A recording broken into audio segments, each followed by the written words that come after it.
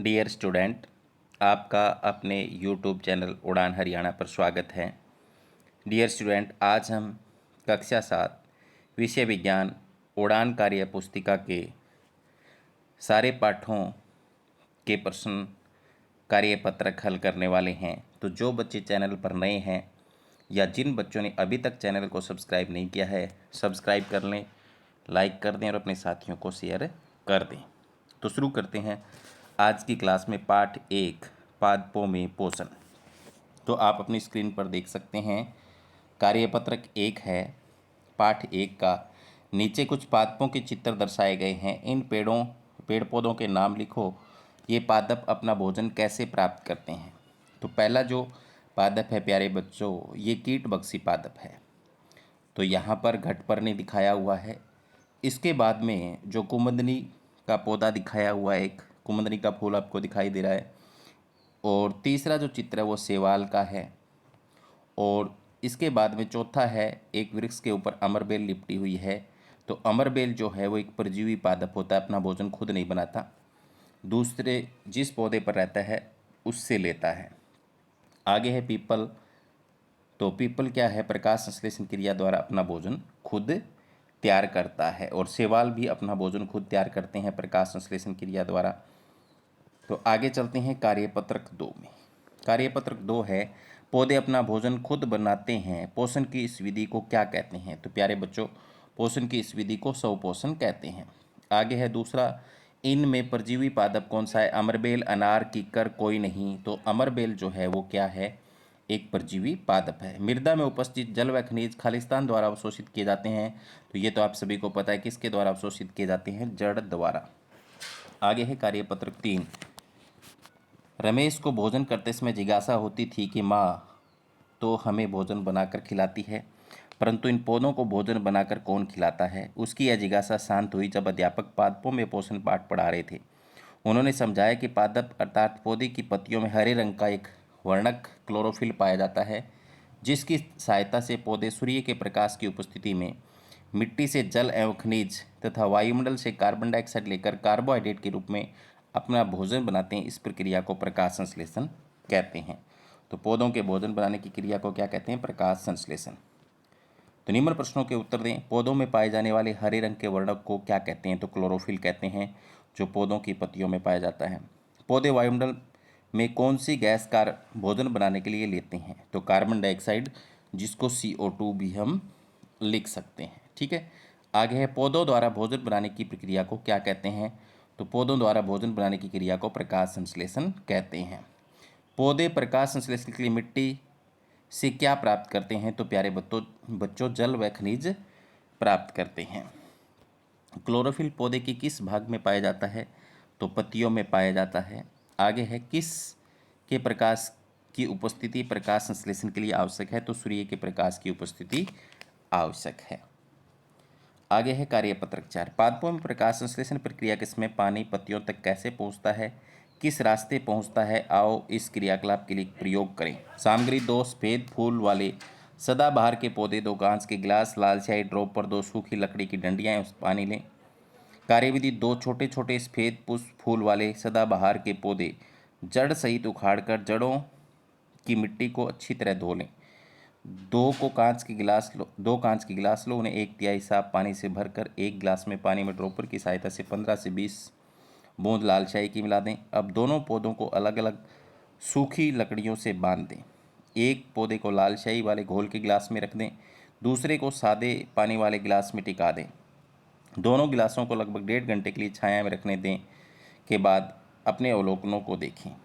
तो पहले के पुष्प जो है सफ़ेद और दूसरे के जो गिलास में पुष्प जो हैं, फूल जो हैं वो लाल रंग के नज़र आएंगे। तो पौधों की पत्तियों को ध्यान से देखो। दोनों पौधों की पत्तियों में तुम्हें क्या अंतर दिखाई देता है। सादे पानी में रखा पौधा, फूल व पत्ती सफ़ेद दिखाई देते हैं। लाल स्याही के घोल में रखा फूल व पत्ती लाल हो जाते हैं, क्योंकि पानी के अंदर हमने क्या मिलाई थी, लाल स्याही मिलाई थी। वो तने से होती हुई कहाँ पहुँच जाती है, पत्तियों तक पहुँच जाती है। पौधे के फूलों को ध्यान से देखो, इनके रंग में क्या कोई परिवर्तन आया। तो सादे पानी में रखा सफ़ेद, लाल स्याही में रखा लाल। आओ अब चर्चा करें और निम्न प्रश्नों के उत्तर दें। पत्तियों और फूलों का रंग लाल होने का क्या कारण है। तो जड़ द्वारा अवशोषित पानी तने द्वारा पत्ती व फूल तक पहुंचता है, इसके कारण से वो लाल हो गया। पत्तियों और फूलों के लाल रंग पौधे की किस भाग के द्वारा पहुंचा होगा? तो पहले जड़, फिर तने और फिर पत्ती में। आगे चलते हैं। इसके बाद में अध्याय 2, प्राणियों में पोषण। कार्यपत्रक 1 है। अध्यापक छात्र छात्राओं को चित्र, कुत्ता, मेंढक, मनुष्य, तितली दिखाकर प्रश्न पूछता है। इन जीव जंतुओं के भोजन ग्रहण करने के तरीके लिखो। तो कुत्ता काटना चबाना, मेंढक पकड़ना निगलना, मनुष्य चबाना निगलना, तितली चूसना। कार्यपत्रक 2, पोषण विधियों की पूर्व समझ की जांच करें। जीवों में पोषण। तो जीवों में 2 प्रकार का पोषण होता है। एक तो स्वपोषी पोषण होता है जिसमें जीव अपना भोजन खुद तैयार करते हैं, जैसे हरे पौधे।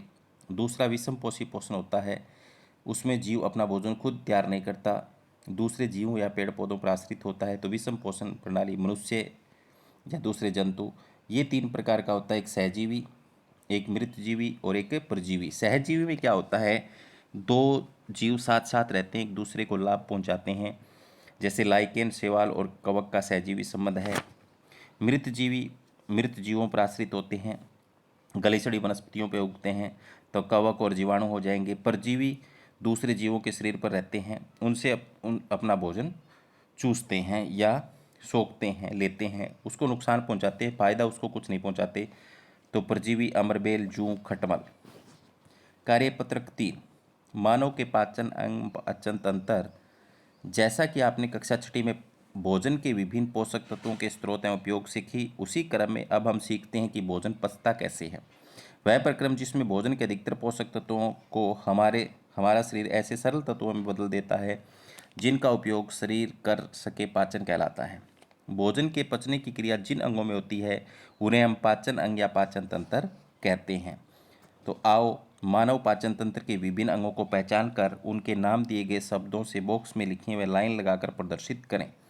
तो आहार नाल, अमाशय, मुख, क्षुदांतर, यकृत, मलाशय, बर्दांतर, मुख, गुहिका, गुदा, इसके भागों के नाम दिए गए हैं और वो हमें लिखने हैं। तो सबसे ऊपर हमने क्या लिखा है, मुख व मुख गुहिका लिखा है। इसके बाद में आहार नाल है, ये यकृत है, ये अमाशय है और यहाँ ये अग्नाशय है, बर्दांतर है, क्षुदांतर लिखा है, मलाशय लिखा है और नीचे गुदा लिखा है। तो हमने पाचन तंत्र के सभी भागों के नाम यहाँ पर लिखे हुए हैं, तो आप भी इस तरीके से उनके भागों को लिख सकते हैं। कार्यपत्रक 4, कॉलम ए में दिए गए चित्रों का मिलान कॉलम बी में उनके कार्यों के कथनों से कीजिए। तो मलाशय क्या काम है, बिना पचे भोजन का भंडारण।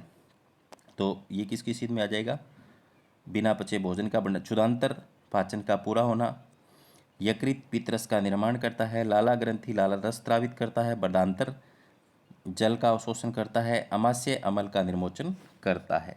तो यहाँ पर मैंने सही तरीके से मिलाया हुआ है, तो आप इसको वीडियो को पॉज करके आसानी से ऐसा कर सकते हैं। आगे चलते हैं नेक्स्ट, कार्यपत्रक 5। कार्यपत्रक 5 में क्या है, बच्चों, भोजन का पाचन जैसा कि आप जानते हैं मुख से शुरू होता है। जब हम भोजन को चबाते हैं तो लार में मौजूद एंजाइम टाइलिन कार्बोहाइड्रेट मंड को शर्करा में बदल देता है।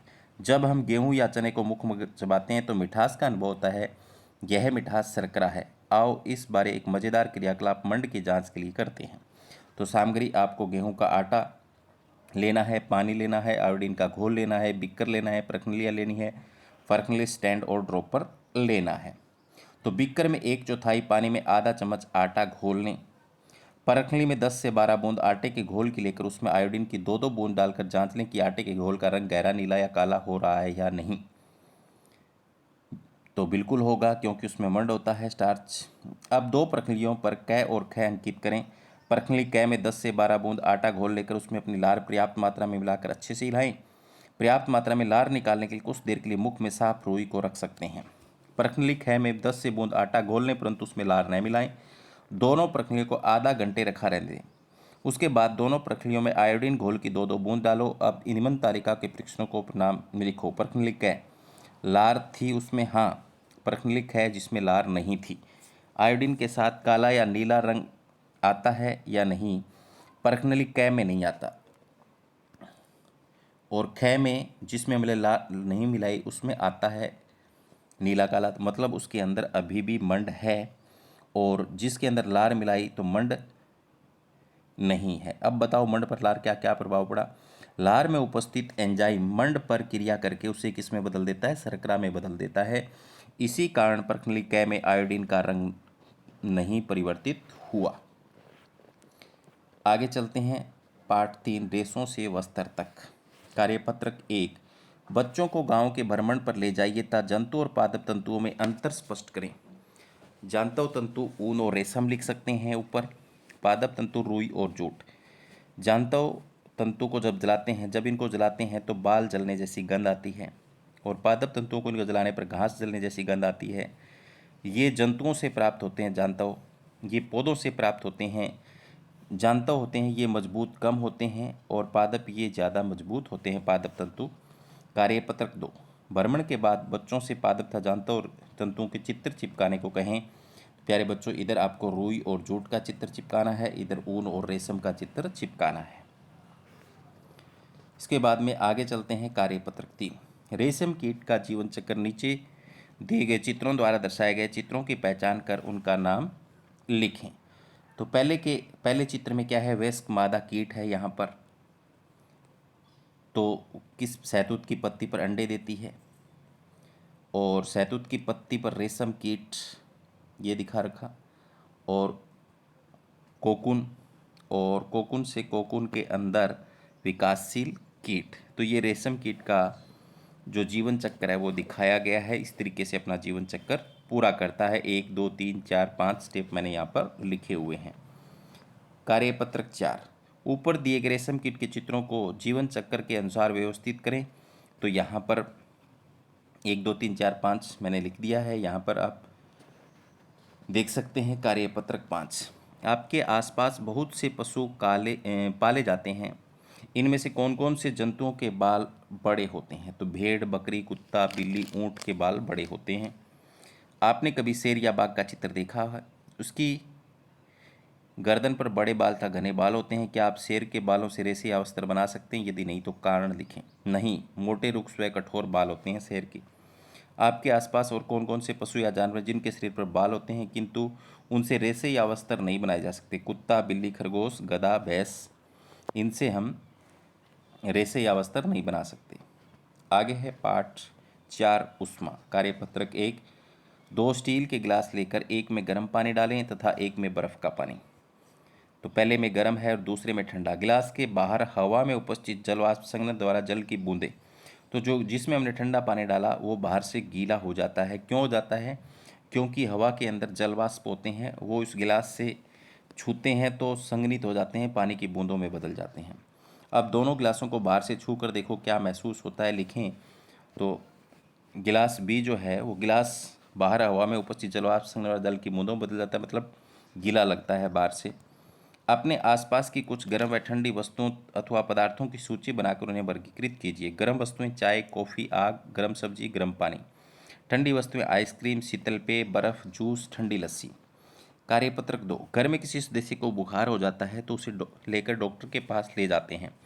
डॉक्टर कैसे पता लगाता है कि उसे कितना बुखार है, तो डॉक्टरी थर्मामीटर से। और डॉक्टरी थर्मामीटर है प्यारे बच्चों कितने से कितने तक तापमान को माप सकता है, उसका प्रेशर होता है 35 से 42 डिग्री सेल्सियस। क्या आपके स्कूल की प्रयोगशाला में ऐसा कोई यंत्र है जिससे गर्मी अथवा ताप का मापन कर सकते हैं। अपने अध्यापक से उसका नाम पूछकर लिखें, उसका चित्र भी बनाएं। इसका मात्रक अध्यापक से पूछें। नाम है प्रयोगशाला थर्मामीटर या तापमापी, और सेल्सियस में मापता है। तापमान किस में मापता है, सेल्सियस के अंदर। और जो प्रयोगशाला तापमापी होता है उसकी वो -10 से 110 डिग्री सेल्सियस तक मापता है। ठीक है, आगे चलते हैं। तापमान मापने वाले यंत्र से बर्फ के पानी का, स्कूल की टंकी के पानी का तथा गुनगुने पानी का तापमान मापकर सारणी में लिखें। तो बर्फ का पानी का तापमान मापा 0 डिग्री सेल्सियस, गुनगुने पानी का मापा, और फिर टंकी के पानी का मापा। तो टंकी के पानी का जैसे यहाँ पर 71 डिग्री सेल्सियस और गुनगुने पानी का 80 डिग्री सेल्सियस। कार्यपत्रक 3, एक स्टील की चम्मच लेकर उसके एक सिरे को मोमबत्ती की लौ से गर्म करें थोड़ी देर बाद दूसरे सिरे को कैसा महसूस करोगे? तो प्यारे बच्चों, आप स्टील की चम्मच को अगर लो पर गर्म करोगे तो आप कुछ देर बाद उसको पकड़े नहीं रख सकते, क्योंकि वो गर्म हो जाती है धीरे धीरे पूरी चम्मच। दूसरा सिरा भी गर्म हो जाता है, क्योंकि उष्मा चालन द्वारा एक सिरे से दूसरे सिरे पर पहुंच जाती है। क्या लकड़ी का भी दूसरा सिरा चम्मच की तरह गर्म महसूस होगा? करके देखो या लिखो। नहीं, क्योंकि लकड़ी धातु नहीं है, केवल ऊष्मा का चालन धातुओं में ही होता है। आपके आसपास की कुछ चीज़ों की सूची बनाओ था उन्हें निम्न आधार पर वर्गीकृत करो। जो वस्तुएं गर्म करने पर आसानी से गर्म हो जाती हैं, जो वस्तुएं गर्म करने पर आसानी से गर्म नहीं होती, तो स्टील के बर्तन, तवा, चम्मच, लोहे की कढ़ाई ये गर्म हो जाती हैं। लकड़ी से बनी वस्तुएं, खाना व चाय बनाने वाले बर्तनों के हैंडल गर्म नहीं होते। अध्यापक से इस विषय में चर्चा करें। जो वस्तु एक सिरे से गर्म करने पर आसानी से गर्म हो जाती है उसे क्या कहते हैं? पूछ कर लिखिए। तो सुचालक कहते हैं। उष्मा की धातुएं होती हैं ज़्यादातर, जैसे लोहा तांबा से बनी, जो आसानी से गर्म नहीं होती, क्या कहते हैं? पता लगा कर लिखो। कुचालक कहते हैं, जैसे प्लास्टिक, लकड़ी। इसके बाद में पाठ 5 अम्ल, क्षारक और लवण। कार्यपत्रक 1। कक्षा के सभी बच्चे एक समूह में बैठकर चर्चा करें कि खाने के फल तथा सब्जियों के स्वाद कैसे कैसे होते हैं तथा इसे निम्नलिखित सारणी में लिखें। जो फल तथा कच्ची सब्जियां स्वाद में खट्टी लगती हैं, जो फल सब्जियां पदार्थ स्वाद में कड़वे लगते हैं, अर्थात उनके घोल को छूने पर चिकने लगते हैं, तो नींबू, इमली, टमाटर, कच्चा आम, आंवला, संतरा, कीनू, मौसमी, अंगूर ये खट्टे हैं। करेला, खीरा, ब्रोंकाली, कद्दू, मूली ये क्या है? कड़वे हैं। कार्यपत्रक 2। आइए अब इन पदार्थों को बिना चखे तथा बिना छुए भी कुछ परीक्षणों से अलग करते हैं। कुछ फलों और सब्जियों के रस निकालकर अथवा रसोई में कुछ पदार्थों को घोल बनाकर प्रत्येक को 2 अलग अलग प्रश्नों में डालकर प्रश्नली 1 में हल्दी पाउडर, 2 में लिटमस का घोल डालकर अवलोकन करें। उनके रंगों में क्या परिवर्तन आया था? इन परिवर्तनों को सारणी में लिखें। नींबू का रस हल्दी पाउडर में डालने पर कोई परिवर्तन नहीं होता, क्योंकि इनमें अम्ल होता है। खट्टे पदार्थों में लाल रंग देगा लिटमस के साथ। लिटमस घोल डालने पर रंग में परिवर्तन लाल आएगा। इमली का घोल कोई परिवर्तन नहीं आएगा हल्दी में, और लिटमस के घोल में लाल रंग देगा। खाने का सोडा, उसमें अक्सार होता है, ये क्या है? हल्दी पाउडर में भी लाल हो जाएगा और लिटमस घोल में लाल से नीला हो जाएगा। सिरका है, कोई परिवर्तन नहीं देगा, क्योंकि इसमें अम्ल है और लिटमस घोल में नीले से लाल होगा। चूने का पानी, चूना क्या एक क्षार है और हल्दी के साथ लाल रंग देगा, लिटमस घोल के साथ नीला रंग देगा। साबुन का पानी लाल हो जाएगा, क्योंकि अक्सार है इसमें, हल्दी के साथ, और लिटमस में नीला। टमाटर का रस कोई परिवर्तन नहीं होगा हल्दी में, क्योंकि हल्दी के साथ अम्ल कोई रंग नहीं देता। लिटमस घोल डालने पर कैसा हो जाएगा? नीले से लाल हो जाएगा। इसके अतिरिक्त अन्य पदार्थों का परीक्षण भी कर सकते हैं। दैनिक जीवन में इस प्रकार के पदार्थों की उपयोगिता अथवा क्रियाओं के बारे में अध्यापकों से चर्चा करें। इस खोज के आधार पर निम्न प्रश्नों के उत्तर दें। अम्लीय वर्षा क्या है? इसके हानिकारक प्रभाव क्या हैं? जब हवा में नाइट्रोजन डाइऑक्साइड, सल्फर डाइऑक्साइड गैसें ज़्यादा हों तो वर्षा के पानी के साथ मिलकर अम्ल बनाती हैं, अम्लीय वर्षा कहते हैं। इससे फसल, इमारत व जंतुओं को क्षति पहुंचती है। हमें कभी खट्टी डकार क्यों आती है? इस प्रक्रिया को क्या कहते हैं? हमारे आमाशय पेट में अम्ल की अधिक मात्रा स्रावित होने पर इस प्रक्रिया को अति अम्लता या अपच कहते हैं। अग्निशमन यंत्र किस प्रकार कार्य करता है? अग्निशमन यंत्र में सोडियम बाइकार्बोनेट भरा होता है। जब आग पर इसको छिड़का जाता है तो कार्बन डाइऑक्साइड गैस निकलती है, जो आग को कंबल की तरह ढक लेती है और आग बुझ जाती है। तांबे या पित्तल के बर्तन चमकाने के लिए नींबू का प्रयोग क्यों करते हैं? तांबे या पित्तल के बर्तनों की सतह पर अक्षारक कॉपर ऑक्साइड की परत जमी होती है। नींबू में उपस्थित अम्ल इससे अभिक्रिया करके हटा देता है और बर्तन की सतह चमकने लगती है। हमारे दांतों के खराब होने की क्या वजह है? जब भोजन के छोटे छोटे कण हमारे दांतों के बीच फंसे रह जाते हैं तो भोजन पर मुंह में उपस्थित जीवाणु क्रिया करके अम्ल बनाता है, जो हमारे दांतों की ऊपरी परत कैल्शियम फॉस्फेट की बनी होती है उसको अभिक्रिया कर खराब कर देता है। आगे है पाठ 6 भौतिक एवं रासायनिक परिवर्तन। कार्यपत्रक 1। निम्नलिखित क्रियाकलापों अथवा गतिविधियों को करने के पश्चात उनमें होने वाले बदलाव अथवा परिवर्तन का ध्यान से अवलोकन करें तथा निम्नलिखित सारणी में नोट करें। क्रम संख्या, प्रक्रिया, क्या आकार में परिवर्तन हुआ, क्या आकृति में परिवर्तन हुआ, कोई अन्य परिवर्तन। तो बर्फ़ का पिघलना, क्या आकार में परिवर्तन हुआ? हाँ। क्या आकृति में परिवर्तन हुआ? हाँ। तो क्या हुआ? यहाँ से ठोस से द्रव बना है बर्फ़, पहले ठोस था। मोमबत्ती का जलना, आकार में परिवर्तन? हाँ। आकृति में परिवर्तन? हाँ। ठोस से द्रव या वाष्प। कागज का जलना, आकार में परिवर्तन? हाँ। आकृति में परिवर्तन? हाँ। राख नया पदार्थ बनता है। गेहूं का आटा, हाँ परिवर्तन हुआ। आकृति में भी हुआ, आकार बदलता है। दूध से दही बनना, हाँ परिवर्तन हुआ। क्या आकृति में परिवर्तन हुआ? हाँ नया पदार्थ बनता है। पानी का वाष्प बनना, हाँ आकृति में भी आकार में दोनों में परिवर्तन हुआ, द्रव से वाष्प बनता है। अपने अध्यापक से चर्चा करें कि उपरोक्त परिवर्तनों में क्या कोई नया पदार्थ बना या केवल उसकी अवस्था में परिवर्तन हुआ। तो जहाँ नया पदार्थ बनेगा वह रासायनिक परिवर्तन। इन दोनों प्रकार के परिवर्तनों के अलग अलग क्या नाम दोगे? अपने अध्यापक से चर्चा करें। जहाँ पर नया नहीं बनता वहाँ भौतिक परिवर्तन।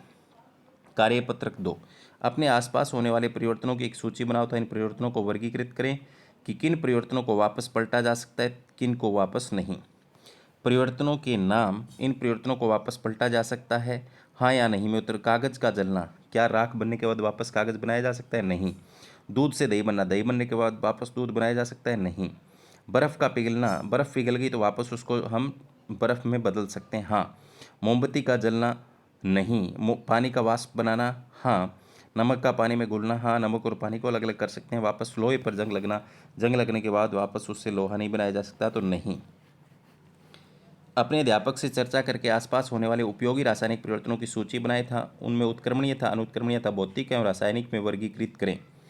परिवर्तन का नाम उत्क्रमणीय, अनुत्क्रमणीय, भौतिक, रासायनिक। गुब्बारे में हवा भरना उत्क्रमणीय परिवर्तन है, हवा निकाल दें तो वापस वैसा ही हो जाएगा, तो भौतिक परिवर्तन होगा। कागज़ की नाव बनाना, वापस कागज़ को सीधा कर दें तो उत्क्रमणीय है, भौतिक परिवर्तन है। सब्जी का पकाना अनुत्क्रमणीय है, वापस उसी रूप में नहीं ला सकते, तो रासायनिक परिवर्तन होगा। लकड़ी का जलना अनुत्क्रमणीय है, तो रासायनिक परिवर्तन होगा। तो भौतिक उत्क्रमणीय होते हैं, रासायनिक अनुत्क्रमणीय परिवर्तन। आगे चलते हैं पाठ 7, मौसम जलवायु तथा जलवायु के अनुरूप जंतुओं द्वारा अनुकूलन। कार्यपत्रक 1, अर्जुन अक्सर अपने दादाजी से सुनता आया है कि उनके समय और अब के समय में उनके शहर की जलवायु तो मौसम में बहुत परिवर्तन आए हैं। उसने इस विषय को अपने अध्यापक से साझा किया। अध्यापक ने इस परिवर्तन के कारण को कक्षा में विस्तार से बताया। आपकी समझ में इस परिवर्तन के क्या कारण हो सकते हैं? उनके समय में पेड़ पौधे वन ज़्यादा थे, दादाजी के समय में उद्योग धंधे कम थे जिससे पर्यावरण शुद्ध था, लेकिन अब वनोन्मूलन व उद्योगों के विकास से पर्यावरण की शुद्धता में गिरावट आई है जिससे मौसम व जलवायु बदले हैं। कार्यपत्रक 2, रोहन और प्रभ दो अलग अलग विद्यालयों में पढ़ते हैं। रोहन का विद्यालय उन्हें भ्रमण के लिए शिमला था, परव का विद्यालय उन्हें भ्रमण के लिए केरल ले जा रहा है। आपके अनुसार इन दोनों के भ्रमण की तैयारियों में क्या क्या अंतर होगा और क्यों? रोहन ठंडे क्षेत्र में जा रहा है तो सर्दी से बचने का सामान साथ लेकर जाए। परव सम जलवायु वाली जगह जा रहा है जहाँ वर्षा ज़्यादा हो तो छाता साथ लेकर के जाए। कार्यपत्रक 3, अपने आसपास पाए जाने वाले कुछ पशुओं को ध्यानपूर्वक देखें और निम्न तालिका को भरें। ऊँट कहाँ पाया जाता है? मरुस्थल के अंदर। लंबे पैर, चौड़े पैर के तलवे होते हैं, शरीर की रेत की गर्मी से दूर रखते हैं, रेगिस्तान में आसानी से चलने में सहायता करते हैं। ध्रुवीय बालू सफ़ेद पर मोटी त्वचा होती है, बर्फीली सफ़ेद पृष्ठभूमि में छिपने में ठंड से बचने में सहायता करता है। इसके बाद में योग का लिख देते हैं, योग का लिख सकते हैं यहाँ पर। तीसरा, योग की मोटी त्वचा और फर यानी लंबे बाल होते हैं जो ठंड से बचने में उसकी सहायता करते हैं। पर पाठ 8 है पवन, तूफान और चक्रवात। कार्यपत्र की गतिशील वायु पवन कहलाती है, वायु दाब डालती है और पवन का वेग बढ़ने पर वायु दाब घट जाता है। उपरोक्त के आधार पर निम्नलिखित प्रश्नों के उत्तर दें। पतंग उड़ाते समय पवन किस प्रकार सहायक है? तो जब पतंग के ऊपर से गतिशील वायु पवन गुजरती है तो वायु के वेग बढ़ने से ऊपर दाब घट जाता है, यानी पतंग के ऊपर दाब घट जाएगा। तो पतंग के नीचे दाब ज़्यादा हो तो पतंग ऊपर की ओर उड़ पाती है। साइकिल के टायर की ट्यूब में बहुत अधिक हवा भर दें तो क्या होगा? साइकिल के अंदर हवा ज़्यादा भरने से हवा ट्यूब की दीवारों पर दाब डालती है और ज़्यादा दाब होने पर वह फट जाती है। पवन की दिशा के अनुकूल साइकिल नौका चलाना आसान क्यों हो जाता है? पवन की दिशा में साइकिल नौका चलाना आसान है क्योंकि पवन दाब डालेगी पीछे से, जिससे हमें कम बल लगाना पड़ेगा। कार्यपत्रक 2, तुम्हारा मित्र जिस शहर में रहता है वहाँ तूफान बहुत होते हैं, तो तुम अपने मित्र को क्या क्या सावधानियाँ बरतने को कहोगे? घर के अंदर और बरामदे या बालकनी से दूर रहें, बिजली के उपकरणों को प्लग से निकाल दें, धातु की पाइप से दूर रहें, बड़ी इमारतों के नीचे न खड़े हों। तो ये हम सलाह देंगे। इसके बाद में पाठ 9, मृदा। कार्यपत्र के 1 है, नीचे दी गई चित्रों को ध्यान से देखो तथा चर्चा करें कि तेज बारिश होने पर कहाँ से अधिक मिट्टी के साथ बहकर आएगी और क्यों। पहला है घना जंगल और दूसरा है मरुस्थल और तीसरा है घास का मैदान। तो मिट्टी अगर बारिश होगी तो कहाँ से ज़्यादा बहेगी? जहाँ पर पेड़ पौधे नहीं है, तो मरुस्थल में नहीं है। ख ऑप्शन इसका सही होगा। तो इस तरह से होने वाली मिट्टी के बहाव को क्या कहते हैं? मृदा अपरदन कहते हैं या भूमि कटाव कहते हैं। इससे क्या क्या नुकसान है? तो ऊपरी उपजाऊ मिट्टी के उड़ जाने से उपजाऊपन में कमी आती है। मिट्टी की ऊपरी सतह में उपस्थित खनिज उड़ जाते हैं। कार्यपत्रक 2, ताकसी, राम और राधा ने 3 अलग अलग तरह की मिट्टी के नमूने इकट्ठे किए। नीचे दी गई तालिका में बताया गया है कि उनमें से रेत, कंकड़ और मिट्टी कितनी कितनी मात्रा में है। क्रमांक: मिट्टी के नमूने, कंकड़, रेत, मिट्टी। ताकसी द्वारा एकत्रित मिट्टी में कम कंकड़ हैं, ज़्यादा रेत है, ज़्यादा मिट्टी है तो दोमट मिट्टी है। राम द्वारा एकत्रित मिट्टी में ज़्यादा कंकड़ हैं, ज़्यादा रेत है, कम मिट्टी है तो बालू रेत है। राधा द्वारा एकत्रित मिट्टी में कम कंकड़ हैं, कम रेत है, ज़्यादा मिट्टी है तो चिकनी मिट्टी है। निम्न प्रश्नों के उत्तर दो। मिट्टी के नमूने, कौन से नमूने में पानी देर से रिस जाएगा और क्यों? चिकनी मिट्टी में कणों के बीच रिक्त स्थान कम। अगर ताकसी, राम और राधा मिलकर मिट्टी का मटका बनाना चाहते हैं तो कौन सी मिट्टी के नमूने से अच्छे बनेंगे? चिकनी मिट्टी या मृत्तिका या मृण्मय मृदा से अच्छे बनेंगे। कार्यपत्रक 3, सेल, कण और ह्यूमस का मिश्रण मृदा कहलाता है। जीवाणु जैसे बैक्टीरिया, पादप, मूल और केंचुए जैसी जीव भी मृदा के महत्वपूर्ण अंग हैं। मृदा को उसमें पाए जाने वाले विभिन्न आमाप के कणों के अनुपात के आधार पर बलुई, दोमट और मृण्मय के रूप में वर्गीकृत किया है। निम्न प्रश्नों के उत्तर दें। किस मृदा के कण सबसे बड़े तथा किस मृदा के कण सबसे छोटे होते हैं? तो बलुई में बड़े व मृण्मय मृदा में सबसे छोटे होते हैं। किस मृदा के कणों में रिक्त स्थान बहुत ज़्यादा होता है? तो बलुई मृदा में। किस मृदा के कण आपस में अधिक जुड़े होते हैं? मृत्तिका या मृण्मय मृदा। किस मृदा में जल धारण क्षमता अधिक होती है? तो मृण्मय मृदा में। आगे चलते हैं पाठ 10, जीवों में श्वसन। कार्यपत्रक 1, 3 मित्र राहुल, निपुण और नीरज बगीचे में घूमने जाते हैं। राहुल जाकर एक पेड़ के नीचे बैठ जाता है, वह निपुण झूला झूलने लगता है। नीरज 500 मीटर की दौड़ लगाकर आता है। निम्न प्रश्नों के उत्तर दें। तीनों मित्रों में सबसे तेज श्वसन दर किसकी होगी? तो नीरज की होगी, क्योंकि वो दौड़ लगा करके आता है, उसको जल्दी जल्दी ऑक्सीजन चाहिएगी तो जल्दी जल्दी सांस लेना पड़ेगा। तो ऑप्शन नंबर 3 इसका सही होगा। दिए गए चित्र का नामांकन करें। तो यहाँ पर मैंने किया हुआ है। सबसे पहले ऊपर नासाद्वार, फिर मुख गुहा, गर्सनी, श्वास नली, पंसलियाँ, डायाफ्राम मैंने नामांकन किया हुआ है। ये हमारे श्वसन तंत्र का एक चित्र दिया हुआ है। यहाँ पर जब हम व्यायाम करते हैं तो हमारी सांसें तेज़ी से क्यों चलने लगती है? हमारे शरीर को ऊर्जा प्राप्ति के लिए, ऑक्सीजन की आपूर्ति बनाए रखने के लिए तेज़ी से सांसें चलने लगती हैं। जब हम किसी प्रदूषित शहर में एक लंबी अवधि तक रहते हैं तो हमारे फेफड़ों पर क्या असर होगा? फेफड़े कमज़ोर हो जाएंगे। धूम्रपान हमारे लिए क्यों हानिकारक है? फेफड़ों में धुआं जमने से उसकी क्षमता में यानी उसकी दक्षता में कमी आती है। कार्यपत्रक 2, रोहन और राम ने 1 घंटे तक खूब व्यायाम किया। अगले दिन दोनों की मांसपेशियों में दर्द होने लगा। माँ ने गर्म पानी से नहाने को कहा और तेल की मालिश के लिए, जिससे दोनों को आराम आया। क्या आप बता सकते हैं कि दोनों की पेशियों में दर्द क्यों हुआ? हमारी पेशियों में ऑक्सीजन की अनुपस्थिति में ग्लूकोज के टूटने से, यानी ऑक्सीजन अगर हमारे शरीर को पूर्ण रूप से नहीं मिलेगी, पूरी नहीं मिलेगी, तो उस समय क्या करता है? हमारी पेशियों में ऑक्सीजन की अनुपस्थिति में ग्लूकोज टूट जाता है, लैक्टिक अम्ल बनता है।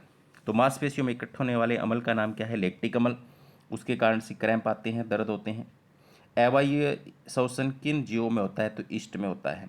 मछली में किस प्रकार का श्वसन होता है? तो जलीय श्वसन होता है। गिल्स या क्लोम द्वारा पानी में घुली ऑक्सीजन का उपयोग होता है। इसके बाद में पाठ 11, जंतुओं और पादपों में परिवहन। कार्यपत्रक 1, सफ़ेद गुड़हल की 2 छोटी छोटी टहनियाँ लें जिस पर पुष्प लगे हों। 2 बीकर लें जिसमें पानी हो। 1 बीकर में लाल शाही की कुछ बूंदें डालें, दूसरे बीकर में नीली शाही की कुछ बूंदें डालें। गुड़हल की टहनियाँ बीकर में डालें। कुछ घंटे बाद फूलों के रंग में बदलाव आएगा। नीले रंग वाले बीकर के फूल सफ़ेद से हल्के नीले रंग के हो जाएंगे और लाल बीकर के फूल गुलाबी हो जाएंगे। तो पौधों में परिवहन के लिए कौन से उत्तक होते हैं? तो संवहन उत्तक होते हैं, संवहन उत्तक होते हैं। जल का परिवहन जिस उत्तक से होता है उसे क्या कहते हैं? जैसे जाइलम, तो जाइलम से होता है। पादप के सभी भागों में पानी पहुंचाने का कार्य कौन सा उत्तक करता है? तो अभी बताया जाइलम। पेड़ पौधों में मिट्टी से मृदा जल अवशोषित करने का कार्य निम्नलिखित में से कौन सा भाग करता है? तो मूल, जड़ करती है। तो ऑप्शन नंबर क्या है इसका सही होगा? कार्यपत्रक 2, नीरजा को दादी के ने आग के पेड़ को सींचने को कहा। नीरजा ने पेड़ को सींचते हुए पूछा, सोचा कि इतना बड़ा पेड़, इसमें भोजन ऊपर के पत्तों तक कैसे पहुंचेगा? दादी ने बताया कि पेड़ पौधों में इस कार्य के लिए विशेष उत्तक होते हैं। निम्नलिखित प्रश्नों के उत्तर दें। उत्तक क्या होते हैं? तो कोशिकाओं का वह समूह जो एक विशेष कार्य करते हैं।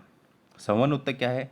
पौधों में जल और भोजन का परिवहन विशेष कोशिकाओं से बनी वाहिकाओं से होता है, जिन्हें सामूहिक रूप से संवहन उत्तक कहते हैं। पादपों में 2 प्रकार के संवहन उत्तकों के नाम बताओ। तो जाइलम और फ्लोएम। जाइलम जल का परिवहन करता है, फ्लोएम फूड मतलब भोजन का परिवहन करता है। तो फ्लोएम का क्या कार्य है? भोजन का परिवहन पौधे के सभी भागों में करना। वाष्पोत्सर्जन के लाभ और हानियाँ आपको लिखना है। तो वाष्पोत्सर्जन क्या करता है? पौधे को मुरझाने से बचाता है, और दूसरा जल और खनिज को पत्तियों तक पहुंचाता है। तो ये आप सुन करके लिख लेना, मैं यहाँ लिखना भूल गया। मनुष्य के रक्त में क्या क्या है? तो तरल भाग प्लाज्मा है, आरबीसी लाल रक्त कोशिकाएं होती हैं, डब्ल्यूबीसी श्वेत रक्त कोशिकाएं होती है, प्लेटलेट्स होते हैं। तो जैसे मान लो ये रक्त तरल भाग है, इसके अंदर आरबीसी होती है, डब्ल्यूबीसी होती है और प्लेटलेट्स होती है। ठीक है। मनुष्य के रक्त का रंग लाल किसकी वजह से होता है? तो हीमोग्लोबिन की वजह से होता है। आगे है पाठ 12 पाद में जनन। कार्यपत्रक 1, बच्चों क्या आपने फूलों को ध्यान से देखा? फूल के कई भाग होते हैं। फूल से संबंधित निम्नलिखित प्रश्नों के उत्तर दें। पौधों में फूल का क्या कार्य है? तो पौधे का जनन भाग है। निम्नलिखित शब्दों को छांटकर चित्र पर अंकित करें। पंखुड़ी, अंडाशय, पुंकेसर, वर्तिका, बीजांड। तो यहाँ पर मैंने किया हुआ है, आप भी ऐसा कर सकते हैं। फल एक परिपक्व अंडाशय है। अंडाशय से क्या बनता है? फल बनता है। तो इसमें खालिस्तान में क्या है? अंडाशय। नर और मादा युग्मकों का युग्मन क्या बनता है? युग्मनज कहलाता है। तो क्या ऑप्शन इसका सही हो जाएगा? आगे है कार्यपत्रक 2।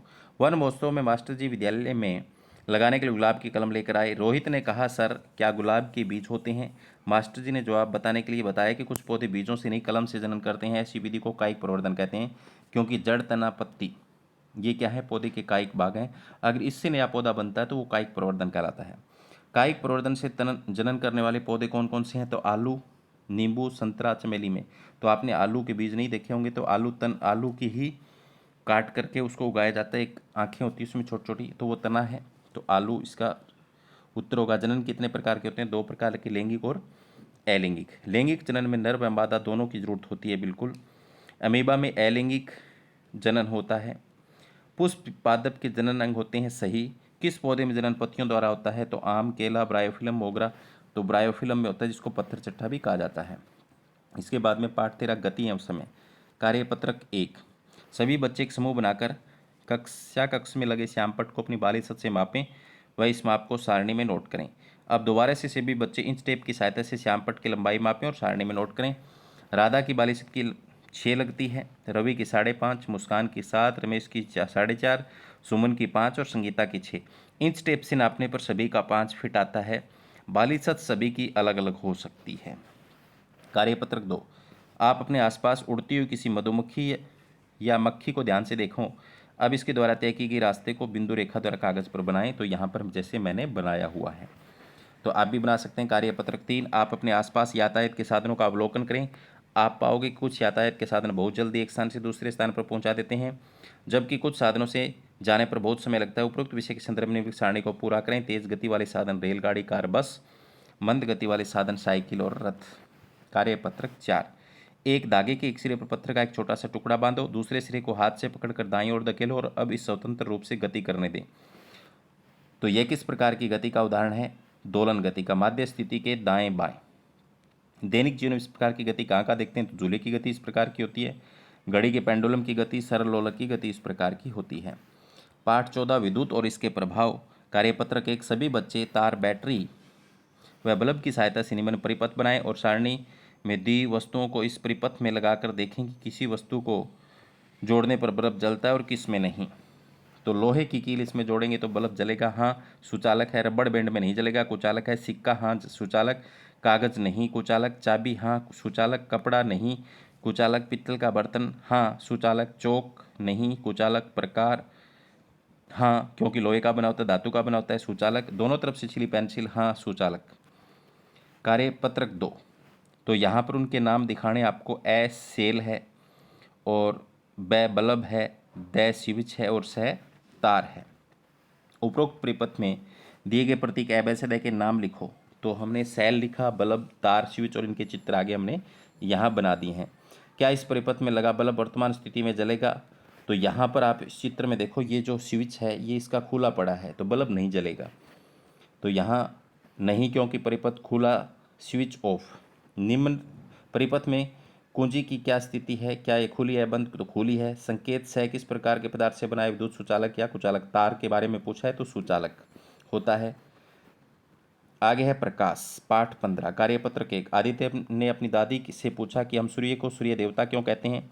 दादी ने उसको बताया कि सूर्य ब्रह्मांड में ऊर्जा का एक स्रोत है तथा सूर्य में प्रकाश देता है। जिससे हम वस्तुओं को देख पाते हैं। सूर्य का अपना प्रकाश है और यह एक दीप्त पिंड है। किन्हीं 3 दीप्त वस्तुओं के नाम लिखो, तो सूर्य, बल्ब, जुगनू। किन्हीं 3 अदीप्त वस्तुओं के नाम लिखो, तो पुस्तक, मेज, मशीन। कार्यपत्रक 2।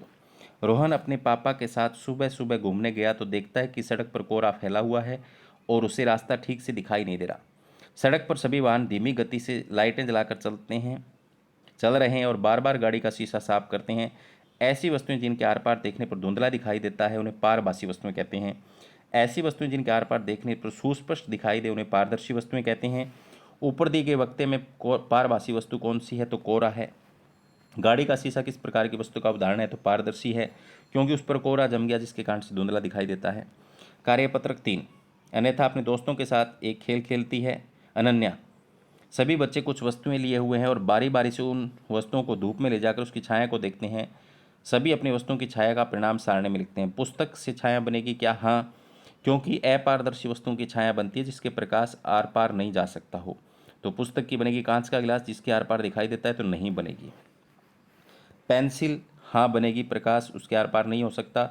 दर्पण के भी प्रकाश आर पार नहीं हो सकता, तो हाँ बनेगी। फूल के अंदर प्रकाश आर पार नहीं हो सकता, तो हाँ बनेगी। स्टील का गिलास, हाँ बनेगी। बल कोई वस्तु नहीं होती। खिड़की में लगने वाला शीशा, तो हाँ बनेगी, क्यों, धुंधली बनेगी, या इसका नहीं भी कह सकते हैं। अगर पारदर्शी है तो नहीं भी लिख सकते हैं। कार्यपत्रक 4। प्रकाश का किसी सतह से टकराकर उसी माध्यम में मुड़ जाना प्रकाश का परावर्तन कहलाता है। निम्नलिखित घटनाओं से कौन सी घटनाएं परावर्तन के कारण से होती है। चांद का चमकना, तो सूर्य का प्रकाश चांद से टकराता है और हमारे तक पहुंचता है, तो परावर्तन है, हाँ। अंधेरे में वस्तु का न दिखाई देना, तो नहीं। कुएं पानी में छाया दिखाने देना प्रकाश के परावर्तन के कारण बनती है, हाँ। पानी में डूबी पेंसिल का मुड़ा हुआ दिखाई देना, तो नहीं, यह अपवर्तन के कारण होता है। दर्पण द्वारा सूर्य के प्रकाश का चमकना, हाँ। स्टील का गिलास, हाँ। बल्ब, नहीं। खिड़की में लगने वाला शीशा, तो हाँ, ये प्रकाश का परावर्तन करते हैं। आगे है पाठ 16, जल एक बहुमूल्य संसाधन। कार्यपत्रक 1। अपने आसपास के क्षेत्र में भ्रमण करके लोगों द्वारा की जाने वाली गतिविधियों को ध्यान से देखो और विभिन्न प्रश्नों के उत्तर दीजिए। घरों में होने वाली साफ सफाई अनेक गतिविधियों में पानी का इस्तेमाल होता है। इससे उपयोग होने वाले पानी के स्रोतों के नाम बताओ, तो कुएं, नहर, नलकूप, नदी। दैनिक जीवन की कौन सी गतिविधियां हैं जिससे पानी का इस्तेमाल होता है, तो पीने में, कपड़े धोने में, नहाने में, खाना पकाने में, सिंचाई में, बर्तन धोने में। वसीम ने स्कूल में पानी की टंकी का नल खुला देखा। जहां पानी बहुत बह रहा था, वसीम को क्या करना चाहिए, इस संदर्भ में आपके क्या विचार हैं। वसीम को तुरंत नल बंद करना चाहिए ताकि पानी व्यर्थ न हो। कार्यपत्रक 2। टिया और नैतिक अप्रैल महीने में अपने दादाजी के साथ उनके फार्म हाउस में भ्रमण के लिए गए। वहां जाकर उन्होंने कई नए अनुभव किए और जिज्ञासा में उन्होंने अपने दादाजी से कई सवाल पूछे, और आप भी सोचकर बताओ ऐसा कैसे हुआ। आसपास मुरझाए पौधों को देखकर नैतिक ने पूछा, दादाजी गर्मी में पौधे क्यों मुरझा जाते हैं, तो पानी की कमी से। दादाजी हमें गर्मी में पसीना क्यों आता है, तो गर्मियों में तापमान ज़्यादा, तो पसीना हमारे शरीर का तापमान नियंत्रित करता है। दादाजी आपने फल वाले पौधे में ऐसा बूंद बूंद पानी वाला सिंचाई का साधन क्यों लगाया है, ताकि पानी का सदुपयोग हो, पानी व्यर्थ ना जाए।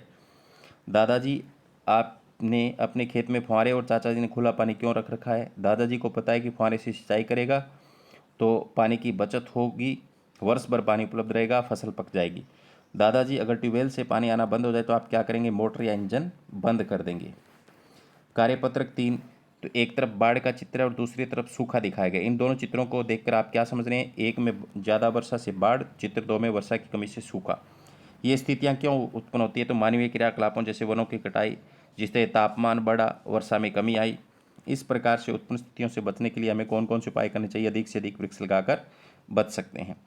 क्या आपने कभी समाचार माध्यम से सुना कि ऐसी स्थिति से बचने के लिए सरकार क्या क्या कदम उठाती है, तो सरकार हर वर्ष वृक्षारोपण करवाती है, वनोन्मूलन के लिए कानून बनाती है। आप अपने स्तर पर जल संरक्षण का कौन सा उपाय कर रहे हैं, पानी को व्यर्थ ना बहाएं, वर्षा जल का संग्रहण करें, घरों से निकला पानी सिंचाई के लिए प्रयोग करें।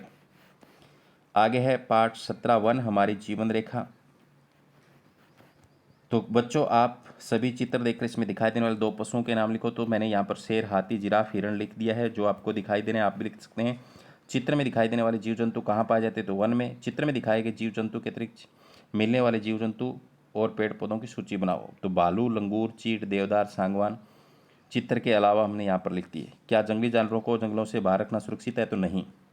जंगलों को सुरक्षित रखने के लिए सरकार द्वारा उठाए गए कदमों के बारे में बताएं। सरकार ने वनों को सुरक्षित रखने के कानून बनाए हैं। कार्यपत्रक 2, गर्मियों के मौसम में आपने महसूस किया होगा कि लोग बिना एयर कंडीशनर और कूलर के रहना पसंद नहीं करते, जबकि कुछ समय पहले एयर कंडीशनर नहीं हुआ करते थे। एयर कंडीशनर के कारण कुछ हानिकारक गैसें उत्पन्न होती हैं जो पृथ्वी की गर्मी को बढ़ाती हैं। क्या आपको किसी गैस के बारे में पता है जो पृथ्वी के तापमान को बढ़ा रही है? तो CFC, पूरा नाम क्लोरोफ्लोरोकार्बन, और कार्बन डाइऑक्साइड। पृथ्वी का ताप किस कारण बढ़ रहा है, उसके क्या क्या नुकसान हो रहे हैं? तो वनों की कटाई के कारण वातावरण में कार्बन डाइऑक्साइड की मात्रा बढ़ रही है, जिससे ग्लोबल वार्मिंग हो रही है। पुराने ज़माने में गर्मी से बचने के लिए लोग क्या करते थे? तो वृक्षों के नीचे बैठते थे।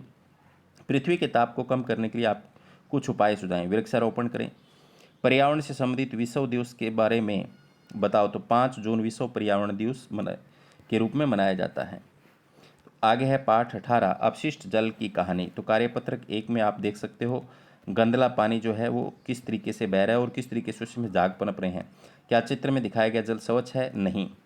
अपने घर और स्कूल के आसपास खुले नाले को देखकर उनके स्रोतों का पता लगाओ। वह गंदा पानी कहाँ से आ रहा है? तो घरों के शौचालय व सिंक का पानी है।